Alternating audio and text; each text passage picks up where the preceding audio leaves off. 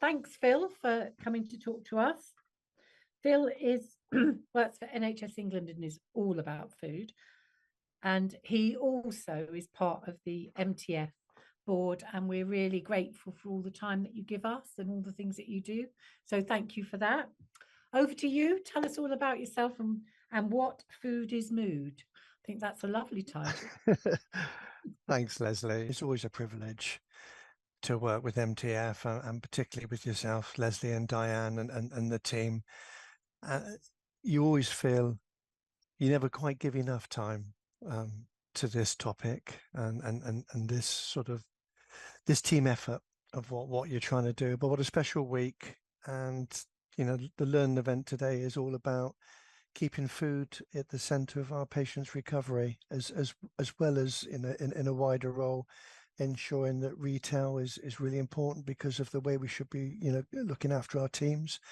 But today I just want to pick up on I suppose where we are right now and the challenges ahead and how we should be preparing ourselves as we move forward. So next slide, please, Sophie.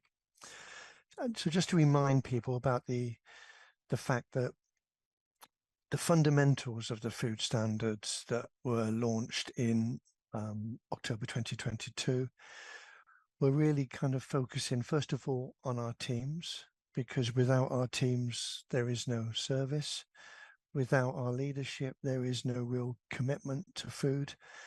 And the way we purchase food has very much been in the media recently around the farmers, around our SMEs, and the way we should be purchasing food. A new direction has certainly come in and also has been available from the new government. So there's a little bit of a change in profile around that.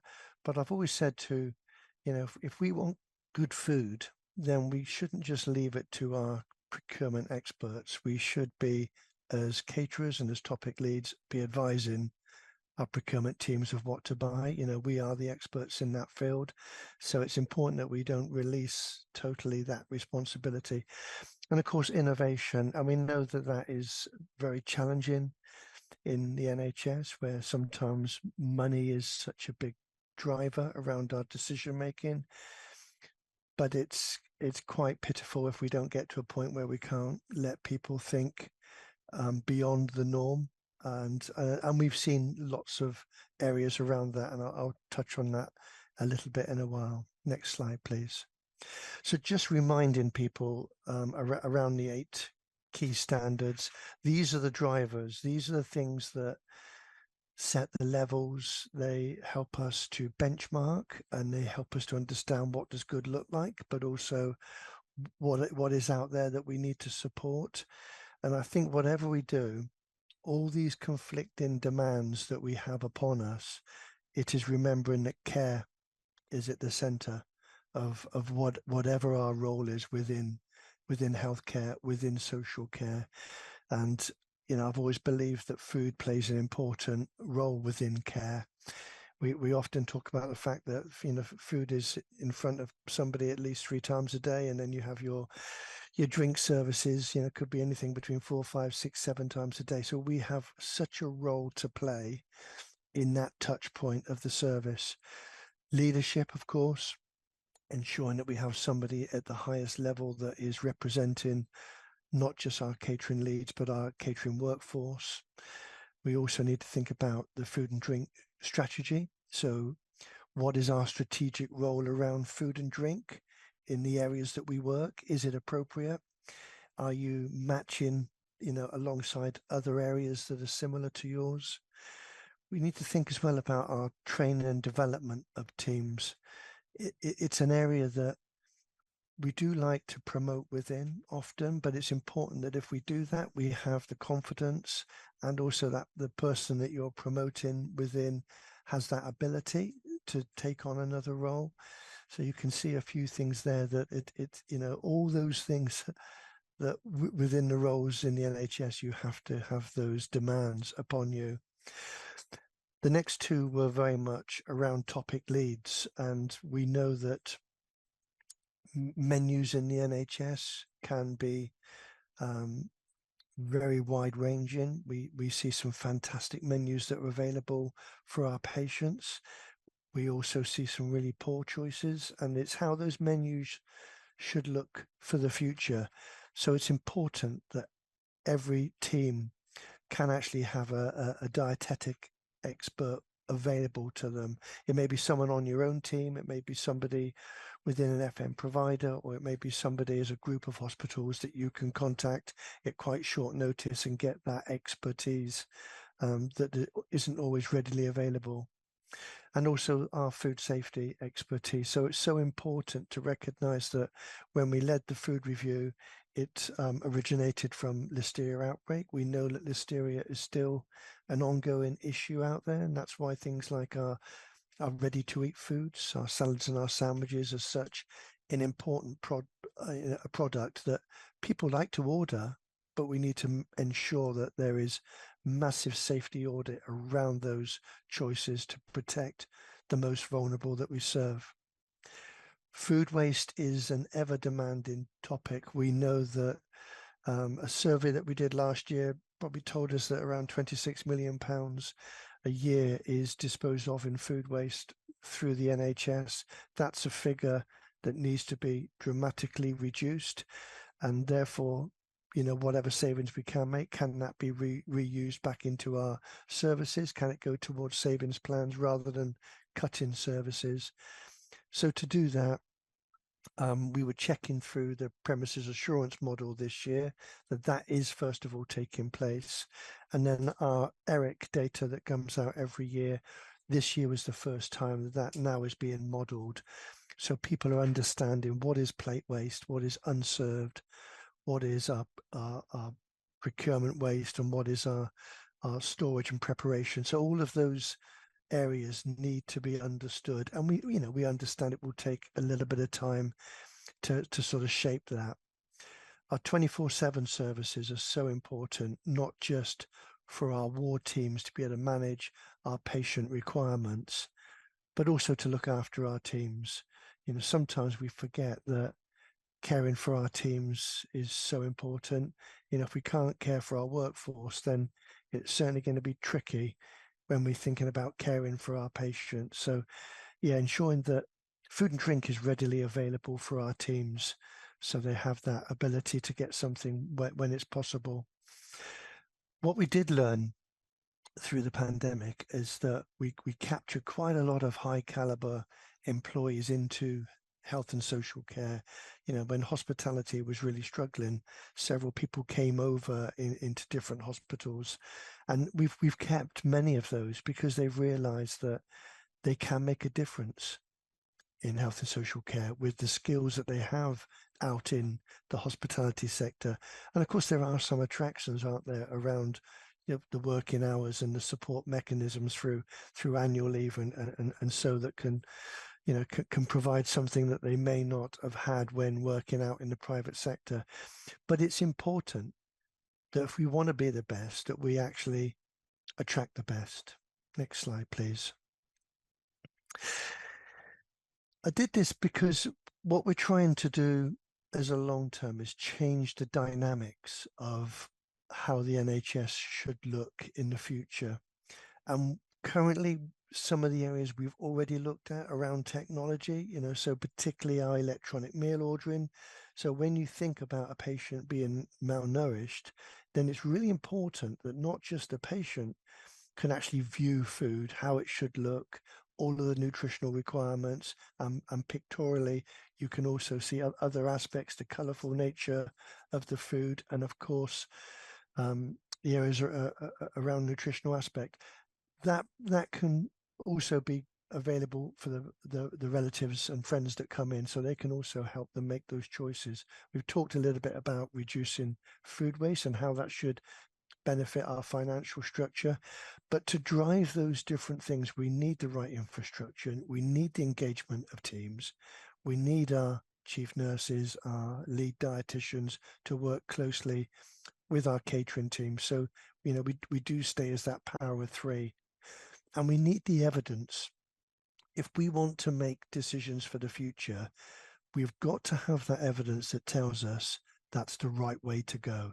You know, how is good food actually making a difference to our patients? Is it enhancing their recovery? Is it speeding their recovery? And also when they leave hospital, what evidence have we got to show that once they've left, how can good food make a difference to them being at home so they're not bouncing back into the hospital setting? And education plays such a role around that, so we can educate our ward teams, but also educate our patients so they know what is right for them. And that's different for everybody. And all of that sort of leads to building a resilience within the NHS, understanding the supply chain network around our SMEs, our small and medium enterprises, as well as our frameworks for certain areas. So that starts to build all of the picture around that. So you can see what we're trying to do, and hopefully we'll start working our way through that. Next slide, please.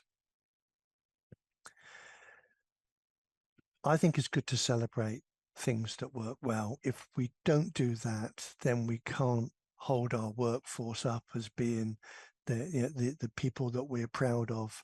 And as we celebrate each year with our chefs at NHS Chef now, we've just completed year 4. And right from the beginning, our aim was to have an annual competition where we can get teams together, work together, and also be mentored to strengthen them, educate them, and put them in a position that we believe that when they go back to their trusts, they can make a real difference within the team and to the people that they're serving. And we had Sinto and Sanesh in 2021 win. Then we had Shelley and Erica. Then we had Dylan and Darby in 23. This year, I mean, fantastic now that we've actually had the team from Royal Surrey, and we'll come into that in a little bit. But you can see what else we've tried to do, because celebrating cannot stand alone. So what things like guidance that we put out there around listeria guidance, we've now added some food waste guidance around that to support our pilots. We've been running crockery pilots, so that the blue crockery that we're using in the competition that can enhance the meal, it can also reduce the waste because of the nutrition and the presentation style. All the different things that we've tried to do alongside, including releasing the healthcare chef's knowledge. So these things need to go alongside the Chef's Academy that is also being run by NHS Supply Chain. So yeah, things are happening. It always feels like small steps, but I believe we're making real progress. Next slide, please.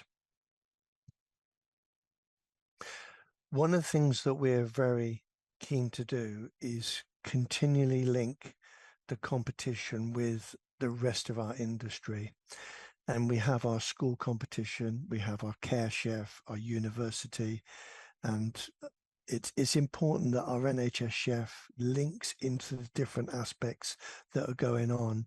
And you can see, I mean, at the top there, we've got Charlotte Farrell, who through Sophie's Legacy has been promoting the work for children's food and for parents and carers to be fed. So we had a children's challenge, and Charlotte came to speak about Sophie and what's that meant, what that has meant to her and to the charity going forward.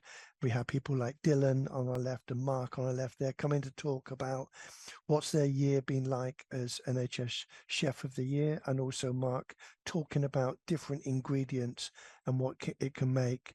At the top middle there, we've got Eva Humphreys. Eva's a nutritionist that has worked on the BBC Good Food Show, and it's important that we've had people like that coming to talk to our chefs, talking outwardly to managers that are coming to support, to try and get them to realize that we have a role here to play in society where we understand malnutrition, and if we get it right, our food can make a real difference, very much around well-being, very much around recovery. Often the food needs to be in small portions but nutritionally dense, and it's important we get that balance right, that when food arrives on a plate, it doesn't look so big that it puts people off, but actually draws that person in, and they have that appetite that grows when they see it. We also, in the top there, we invited a couple of young people in hospitality. It's called Talk Door, and it's a competition that Nestle run, and it brings through apprentices from colleges where they have a front of house winner and a back of house winner. And we had a challenge that they helped us to actually judge, and it did bring to light the importance of our drinks and the nutritional value of our drinks that we have at ward level. Often it's such an easy pit stop where it's a coffee, a tea, or a drink and chocolate, but actually, how can we enhance those drinks so they become much more valued on a nutritional point of view? And we know that not everyone will eat 3 meals a day. So it might be 2 meals a day with a nice nutritional drink to have. So again, this is helping us to shape the way we have our menus in the future. And the final slide, I think, please. So finals day, a couple of weeks ago, we celebrated the fact that Manuela and Exalingdro from Royal Surrey Hospital were the winners. It was a terrific dish. You can see the menu there where we had a venison starter. We had a bit of gnocchi as our plant-based main course, as well as our lentil pate. And then we had the tiramisu. So brilliantly presented. And not to forget, this is all under the cost that is under the NHS. So we were looking at the 3 meals a day for around £6.50. So it's ensuring that it's real. It's something that can be either reproduced for our patients. It can be reproduced for our retail. We understand that it's not always going to be dressed in the same way, but if we want a competition, then we want food to look at its very best. So it's important that we celebrate what these people do. And even over the last few weeks, we tried really hard to work with Medirest, where the 2 chefs come from, to sort of start to enhance their provision. But I hope that they feel that we have promoted our workforce and we've put these 2 chefs at the middle of the celebration of what we've been doing, and our plans continue to look ahead. Final slide, please, which is just a sign-off slide, just to let people know as well what I will send through to actually be shared. We have just released a menu bank that already has 280 menus on there. All menus can be downloaded. It's a free website, and it's something that we've set up as part of the food program. We have focused a lot on lower carbon dishes to help people understand, one, the nutritional value, but also the carbon element of food, which is an area of real growth. But hopefully people will make the most of that, and I'll certainly share that through so people can have a look at that in their own time. I hope that helps, Leslie. Lovely. Thank you very much. I think it's quite interesting to remind us about the old food standards, and especially to see where we've come from, because I think sometimes we forget in the whole of this sector and this agenda how much work we've done over the years, and we forget our successes, and we should celebrate that, I think. So thank you very much. You're welcome, and thank you for the support, Leslie. Much appreciated. See you soon. Bye-bye.